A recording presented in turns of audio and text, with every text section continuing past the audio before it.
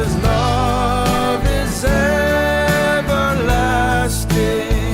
because his goodness knows no end, because his kindness is unfailing. We exalt him again and again.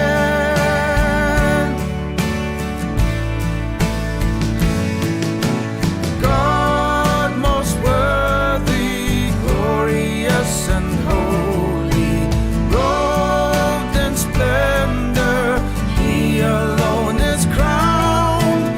Earth and heaven join with all creation, giving honor as our song resounds, because his love is everlasting,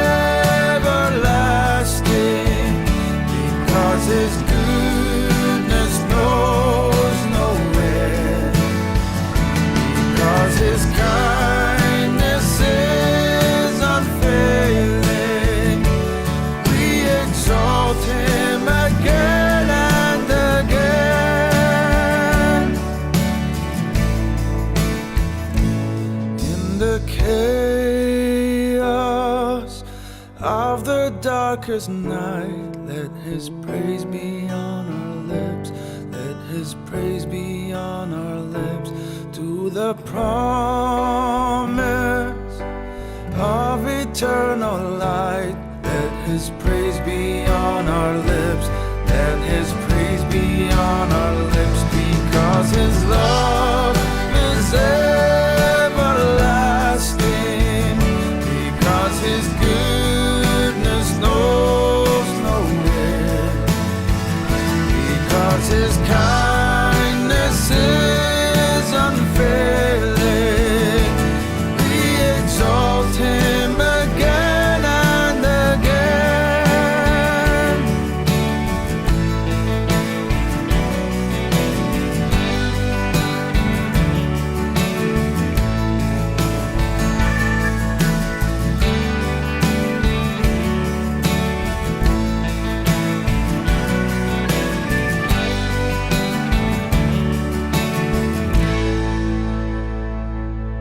So kicking off the final part of this week's Defining Tracks, that was Satellite with Praise Be On Our Lips. Calum Stark is our guest this week.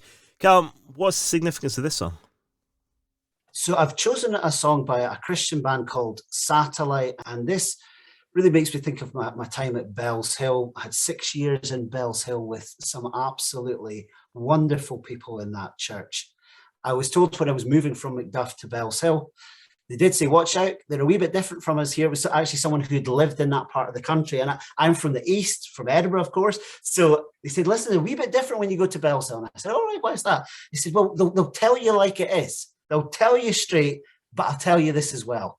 They're people with hearts of gold. And that is exactly what my experience was. People with such generosity, people with courage and faith, who were willing to take risks, go on adventures, saying, can we do something at Christmas time for the local community? Aye, we're going to have a Christmas meal for them. When will we do it? We'll do it on Christmas Day. I mean, it was that kind of faith. So these guys got really behind Tier Fund, and Satellite did they've done a few Tier Fund tours, and the guys were like, we're getting them in Bells Hill. And right enough, true to the word, they got them, and we had the likes of Ellen Oliver and Yvonne Lyon playing a Satellite in Bells Hill, and this is one of the songs that I remember from that concert. I know you're a minister at Bells Hill and Macduff, you mentioned, and then the pandemic hit. What was the pandemic like for you? So yeah, pandemic, just what absolute mayhem. What on earth are we doing? Scrabbling around, need to get something online. Internet's not working because the kids are online. My wife's trying to do a lesson through another room. You know, it really was, for the start of it, it felt like meltdown. I was very fortunate in Bells Hill that I had a very fine techie, willing young volunteer who just put in hours to help me out. And it was just so fortunate with that. So I think stage one of it really was trying to adapt and see how can we get something online for folks. and just get that out there. And what we find, like many other churches, I think most people that I've spoken to, was when you got the stuff out there, the engagement, especially at that time where there was just nothing going on, the engagement was huge. Now, some of that, once, we got a little bit of opening up, that obviously, halved, it drifted. But what was interesting was it did open something up in the community where people would come up and say, I've never been in your church before, but I've been listening online, which was really quite powerful. So that was one part of it. The other part was that we did open up the church for prayer at one stage where you couldn't worship. And that was slow. There wasn't, we weren't flooded with people. However, there was one or two folks from out with the normal church circle who came in to pray. And it was just that reminder that though you might not see it in droves, there is a spiritual hunger out there in people. And when the time of crisis comes, people do search. Yeah. How important was that then for you, though, that knowing that although the people may not come through the doors, that there is that desire for God in the community? Yeah, hugely encouraging. And I think it helped us to see that, we want to keep the online presence going once we opened up as well. We played around with that and had to adjust, but we saw that as being important, because one of the big things that was part of my ministry in Bells Hill that the folks really ran with was this idea of inviting. And we saw actually people are scared to come in through a church, but actually you could invite them to an online service, which is quite a simple thing for them to tap into.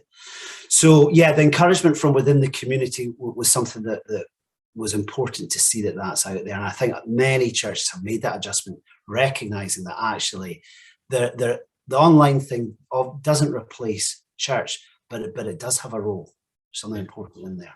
Yeah, that's really encouraging. And when I got in contact, we were going to talk about the current church that you're in now, Avondale Old and Drumclog. You said you haven't been there that long. So how's it like moving to a new congregation, a new area during the pandemic? Yeah, a bit tricky. Although I've got to say I've been more fortunate than some of my colleagues who really have, some of them moved in the height of the pandemic, and it was kind of their ordination or their induction online and nobody present. You're just like, that is so hard, and they're going into services and it was all online. Whereas I've come in and we can worship, we've got masks on and stuff, but we could come in and worship. So it's limited the extent to which you would normally maybe arrive at a church and meet everyone at once, and it's a bit overwhelming. It's kind of drip fed me into meeting different people at different stages. And then it has been encouraging over the last few weeks just to see more people coming in and getting a bit more comfortable with coming back to church. So in some ways, I feel very fortunate arriving at the time that I have arrived. So yeah, it was 3 months, arrived just before Christmas. So let's talk about Avondale Old and Drumclog Parish. You've been there since Christmas, as you say. What's that been like for you going to church with everything that's going on? But what's the reception been like? Yeah, I've been really encouraged to move to this church. It's a church that is kind of on the move in terms of modernizing Sunday services. So they've been really open to utilizing multimedia and having, we would still, try and put in a traditional hymn there, but moving towards a more modern style of worship. We've started up a new cafe service the last Sunday of the month, and it's just been great to have people who are really excited. And so it was just an example of that. We call it Ignite, and it's the last Sunday of the month, and I said it'd be really cool to have a milkshake bar at this, and then I arrive up in the event and it's there. They've got it all set, the banana smoothies are flying out, and it was just really, really encouraging to be in that environment. And I think, when there's been a vacancy and a new minister arrives, with coming out slowly but surely out of lockdown, there's a real sense of enthusiasm and people wanting to get on board and really give it a go in terms of getting out there and trying to be a wee bit more missional in our outlook. How exciting is that then for you, that there's been a lot of changes in how church has operated in the last 2 years, but you're now coming into an area or a church that's excited to try things a new way that maybe they wouldn't have tried before. Yeah, I feel very blessed in terms of the fact that I'm coming into a church where there are a lot of people who are very capable and are very willing. So I'm having the opportunity to share worship. So it'll be things like in the Sunday morning service, we'd have, sometimes I would just do the sermon. Other times I can lead different parts and have different people coming up. So that has been really refreshing for me because it allows you to really focus on what you're doing on a Sunday morning. So that has been really quite exciting, actually, to get to see people involved and to see people utilizing their gifts, and sometimes them in the situation that I found myself where you're nervous going up to do something and you feel, yep, here's other people. And what I find is that when you've got different people involved, it enriches the service. So there are some parts where you're maybe going through, you're thinking, right, I've got to get through this prayer and then I'll move on to that, where someone else comes in to do the prayer and they're fully engaged in that part of the service, and it just brings a richness together. That's so amazing. Now, I know you've only been there a short time, but what do you think some of the biggest challenges could be that you may face? Well, the Church of Scotland at the minute is going through a massive review. So we've got this big challenge in the background, which is that they're basically cutting a number of churches. There's a huge review taking place.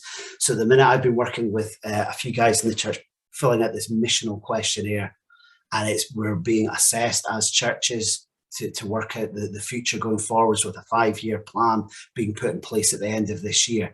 So that's a massive kind of, I suppose, a cloud that is there that is kind of weighing down upon ministers across the board at this time, which is a huge challenge. However, what's been quite exciting is also, as I've been talking about this with some of the guys in the church, that we recognise that at Avondale and Drumclog that we are blessed with resources and people. And we're starting to get this mindset of, can we be sending out people to go and support other churches and build them up and help them in their worship and that kind of thing. So that's where our mindset is moving. And it's amazing when you start to think in that way and you start praying through those type of things, then you feel less weighed down by the cloud that's there. So before we get on to our final question, if anyone's interested in finding more about the church and explore what's available at Avondale and Drumclog, how can they do that?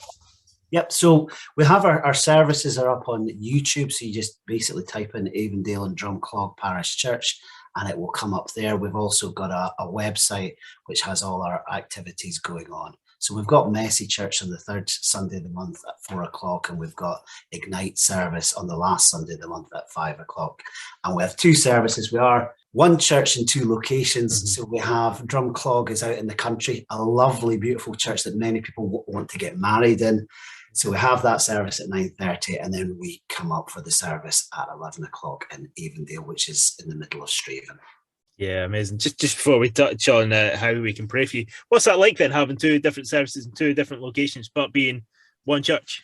It's really good, actually, because they're very different. Because the Drumclog is traditionally sort of the farmers' church, okay. So there's a completely different atmosphere. We don't all know the same songs, so we're kind of moving towards some more modern worship bit by bit, and it's just a very different feel. So, but it's really nice.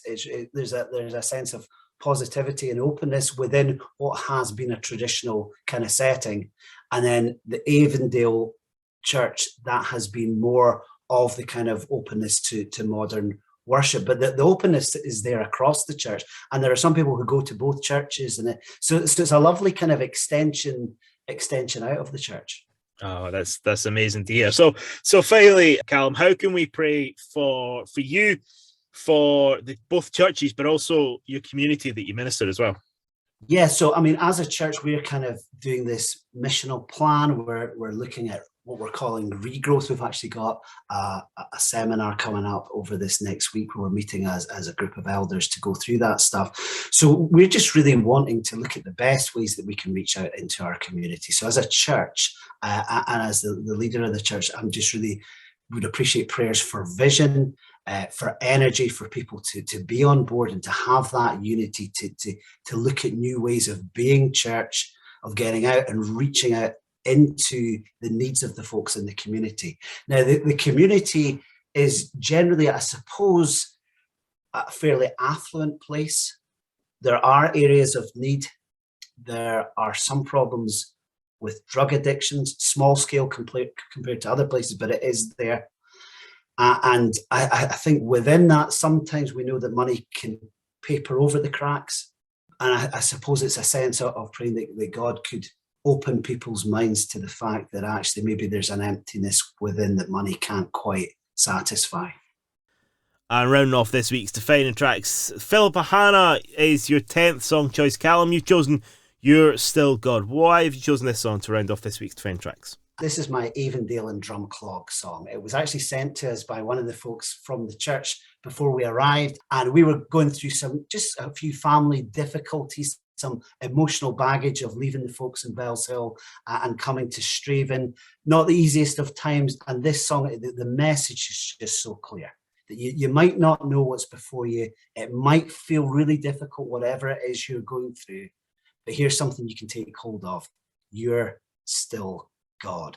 And we had Philippa Hannah actually did a concert at the beginning of February at Avondale, and it was brilliant. I was introducing her, and I said, can we have a show of hands for the number of folks that this is your first live gig since all the COVID stuff?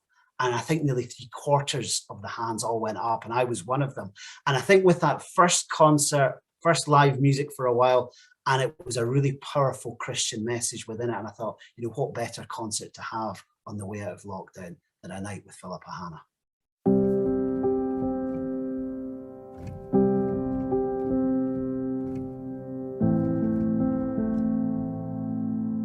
When all foundations have been shaken, when I'm left standing in the dark, and all I feel is my heart breaking, you still reign and you're still God.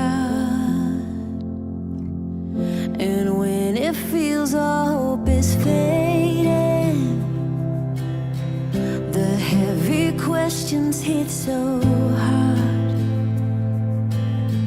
and though my soul may feel forsaken,